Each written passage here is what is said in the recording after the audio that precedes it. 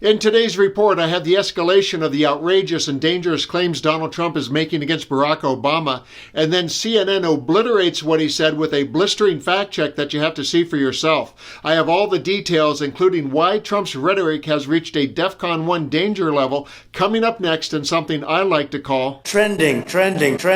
I'll present this story in 3 parts. First, a quick recap on Trump's latest effort towards revenge and dominance over Obama, what Trump said today that takes the one-sided feud to DEFCON 1, and the CNN fact check that is going to ruin his madman plans.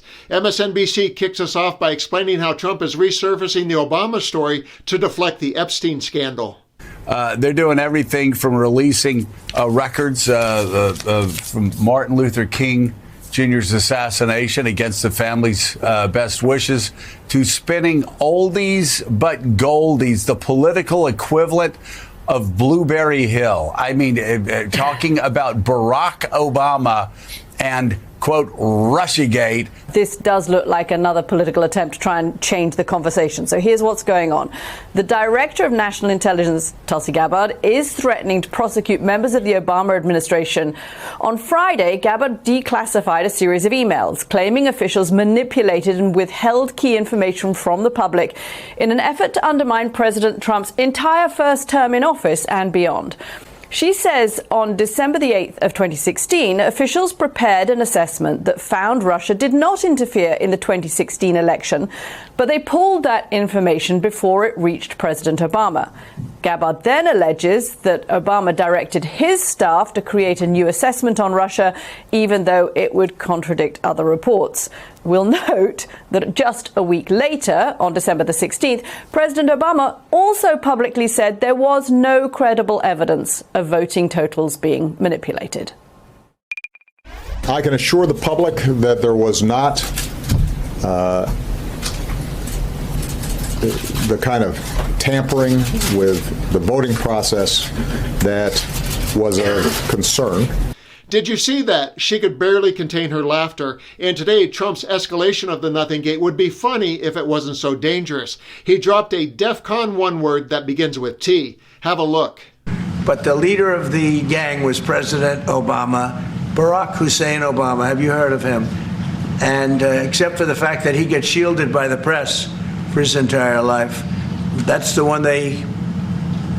Look, he's guilty. It's not a question, I like to say, let's give it time. It's there. He's guilty. This was treason. This was every word you can think of. They tried to steal the election. They tried to obfuscate the election. They did things that nobody's ever even imagined, even in other countries. You've seen some pretty rough countries. This man has seen some pretty rough countries, but you've never seen anything like that. And we have all of the documents. And from what Tulsi told me, she's got thousands of additional documents coming. So President Obama, it was his concept, his idea. I'll explain why I'm calling those words DEFCON 1 and dangerous in just a minute. But first, watch as the CNN fact checker completely dismantles the Donald's delusional case against Obama. President Trump made a lot of claims, Daniel, about former President Barack Obama. But what's the reality? Well, President Trump has a long history of accusing former President Obama of committing crimes while not specifying how exactly those crimes were supposedly committed. So in this case, he kept saying Obama was caught, his name was on a document, didn't specify what Obama was caught doing, and did not say what document he was talking about. So it's a bit difficult to fact check, but I think there's a strong chance he's talking about something highlighted by a Director of National Intelligence, Tulsi Gabbard, that refers to an email post-election in 2016 where the member of the intelligence community said the president had directed the intelligence community to come up with a new assessment of how Russia had attempted to use tools to intervene in the 2016 election. So 2 things about that. First of all, that is post-election. That is pre-inauguration, but post-election. So it would not be an election rigging effort, as President Trump specified. And second of all, the president directing the intelligence community to assess Russian interference is simply not treason. There is very little there. Now, Tulsi Gabbard has alleged that that new assessment that was produced after that meeting, she said directly contradicted previous assessments. She did not prove that.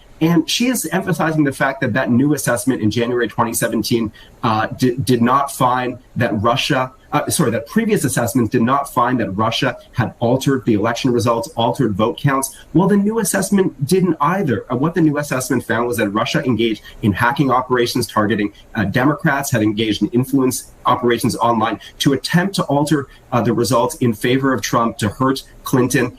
That is not contradictory as far as we know. And a GOP-led Senate Intelligence Committee review of this found that these conclusions were correct and that there had not been political interference by the Obama administration. So look, there continues to be analysis by this current administration of what happened back then. But what we have so far from Ms. Gabbard, from President Trump, simply does not come close to proving that President Obama committed any crimes here. So if we combine the MSNBC report with the CNN report, Trump had Gabbard thrust this Obama story into the media cycle to lower the temperature on the Epstein files, and while doing so, ignore the big fat obvious flaw in the timeline. That sounds highly plausible coming from a Donald Trump White House. So how do we know if Donald Trump is bluffing or not? Let's explore his use of the word treason, a word that should not be thrown around lightly because it comes with a death penalty.